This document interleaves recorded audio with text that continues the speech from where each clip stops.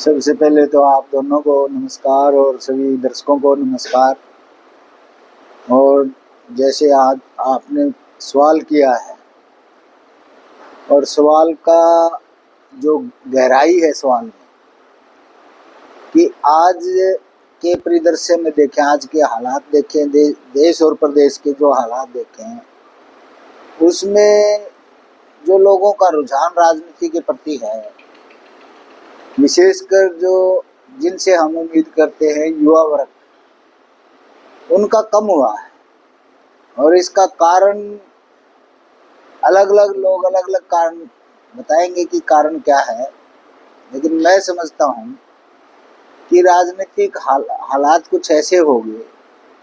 जिसमें देखा जाए तो जहाँ विश्वास होना चाहिए, जो लीडरशिप में विश्वास होना चाहिए, उस विश्वास में कमी आई है। जिस राजनीतिक दल पे भरोसा होना चाहिए, जो कार्यकर्ता, जो काम करने वाले लोग हैं, आज कुछ एक लोगों को छोड़ते जो राजनीतिक घरानों से संबंधित हैं, या कुछ एक लोग जिनको ये है कि कहीं और कोई रुझान नहीं दिखता, तो वो लोग थोड़ा बहुत, और वो भी अपने स्वार्थ के लिए, सेवा के लिए जो राजनीतिक भाव होना चाहिए, जो हमारे पहले आज़ादी के बाद लोगों में होता था, आज़ादी के बाद जो लीडरशिप में होता था, आज तो जो भी राजनीति की तरफ आता है, जो भी समझता है, उसको अपना स्वार्थ, कुछ को चौधर चाहिए, या फिर राजनीति को एक व्यापार का साधन मानते हैं, पैसे कमाने का एक धंधा मानते हैं। और जो लोग ऐसा मानते हैं, फिर वो राजनीति में कैसे लोगों की सेवा कर पाएंगे। इसलिए ये जो राजनीतिक माहौल है, और मैं तो ये कहूँगा कि ये पिछले 10-11, जब मैं राजनीति में आया था तो लोगों को रुझान होता था, लोगों की राजनीति में सेवा करने की भावना होती थी, और जिस नेतृत्व को मैंने चुना था उनको तो लोग, चौधरी देवीलाल को तो लोग संघर्ष और सेवा का प्रतीक मानते थे। संघर्ष और सेवा के प्रति चौधरी देवीलाल की एक व्याख्या होती थी, उनको एक आदर्श माना जाता था। लेकिन उसके बाद पिछले 10-11-12 साल में देखे जाए तो, पिछले 10-11-12 साल में कि यूज एंड थ्रो की राजनीति होगी, जिसको भी जो काम का है उसको इस्तेमाल कर लो, जो नहीं है उसको थ्रो कर दो। तो उससे क्या है कि काम करने वाले का भी, और कुछ एक लोग तो ऐसे स्वार्थी हो गए, राजनीति के लीडरशिप भी ऐसी स्वार्थी होगी कि ना तो वो सामाजिक न्याय की बात करती। एक राहुल गांधी को अगर हम छोड़ दें, राहुल गांधी देखो संघर्ष कर रहा है, इसमें कोई दो राय नहीं। राहुल गांधी सामाजिक न्याय की बात करते हैं, तो ना तो कोई सामाजिक न्याय की बात करता, ना कोई संघर्ष की बात करता। अब आज के दिन सबके जो नेता है या जो चुनाव लड़ने के इच्छुक लोग हैं, वो कहते हैं कि अभी बहुत टाइम पड़ा, चुनाव के नज़दीक साल 2-1.5 साल पहले लोग अपने घरों से निकलेंगे, लोगों में जाएंगे, उससे पहले उनको कोई सेवा भाव या कोई वो नहीं है। इसलिए राजनीति का जो रुझान, और विशेषकर युवाओं का, आज का युवा देश के प्रति इतना सजग नहीं है। देश रहेगा तभी तो देश में रहने वाले लोगों को सम्मान मिलेगा इंसान। लेकिन आज के युवा का क्या है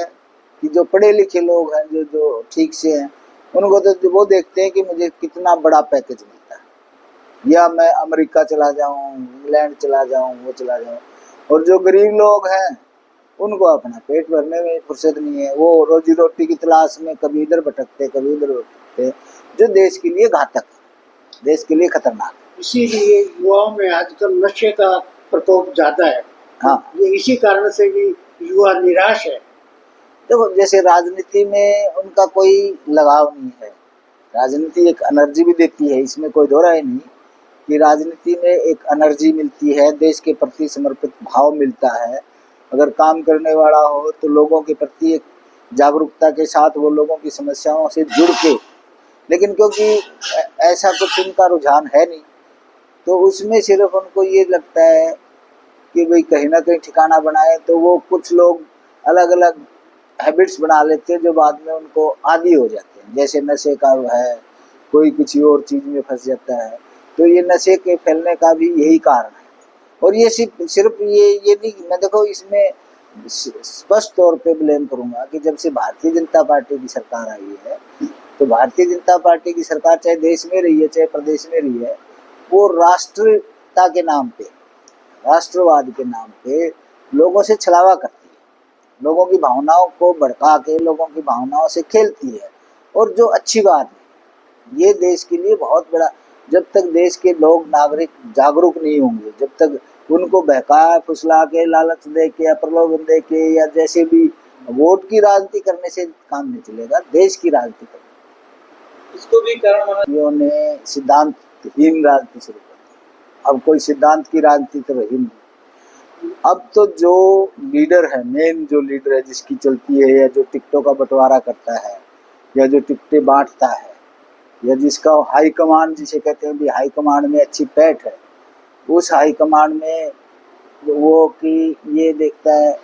कि भाई उसकी जी हजूरी करने वाले, आज जी हजूरी की राजनीति ज़्यादा रही,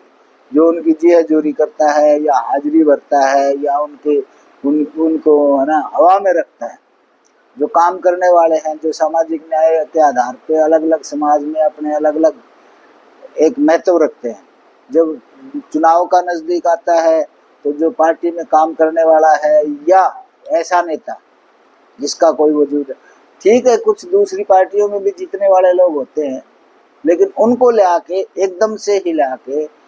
अपने पार्टी में ला के उसको टिकट दे के अपना राजनीतिक स्वार्थ सिद्ध करने वाली बात है। ये राजनीतिक पार्टियों की, वे अपने या तो अगर उन्होंने लाना है, मान लो किसी राजनीतिक आदमी का कद है और उसको लाना है, तो उसको स्पष्ट तौर पे कहें कि भी आप आ जाएं, आपको चुनाव लड़ाएंगे, और कुछ महीने पहले ही प्रक्रिया शुरू करें, ताकि लोगों में एक विश्वास तो जगे कि ये आदमी इस पार्टी में गया है तो इस पार्टी में सेटल होगा, इस पार्टी में एकदम से जो कई उदाहरण है कि एक दिन पहले आए टिकट ले आए जो काम करने। तो अब जैसे कांग्रेस की हार का यही कारण रहा, पीछे सबसे बड़ा कारण ये रहा कि ना तो कांग्रेस ने सामाजिक न्याय किया, जो सामाजिक न्याय के आधार पर टिकटें बांटनी चाहिए थी वो नहीं किया, जो दिए जुरी करने वाले लोग थे, जो कद्दावर नेता थे वो घर बैठे रहे, उसमें भी पार्टी को नुकसान। ऐसे कांग्रेस ही नहीं, हर एक पार्टी में होता है, एन मौके पे बात कर लेते हैं। तो राजनीति में अब जैसे रिफॉर्म्स कहते हैं ना, एडमिनिस्ट्रेटिव रिफॉर्म, जैसे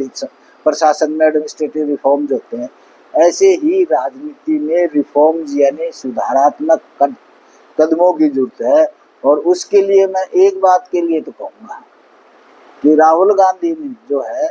वो जैसे संगठन सर्जन अभियान चला रखा है, संगठन को कर रहा है,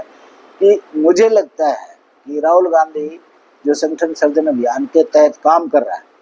हालांकि गलतियां कांग्रेस में भी करने वाले बहुत है, और कांग्रेस पार्टी में भी बहुत से लोग ऐसे जो स्वार्थ की राजनीति करने की सिवा कुछ नहीं करते, लेकिन जो राहुल गांधी जी का कदम है, राजनीतिक कदम है कि सामाजिक न्याय के आधार पे हिंदुस्तान के हर आदमी को न्याय मिले,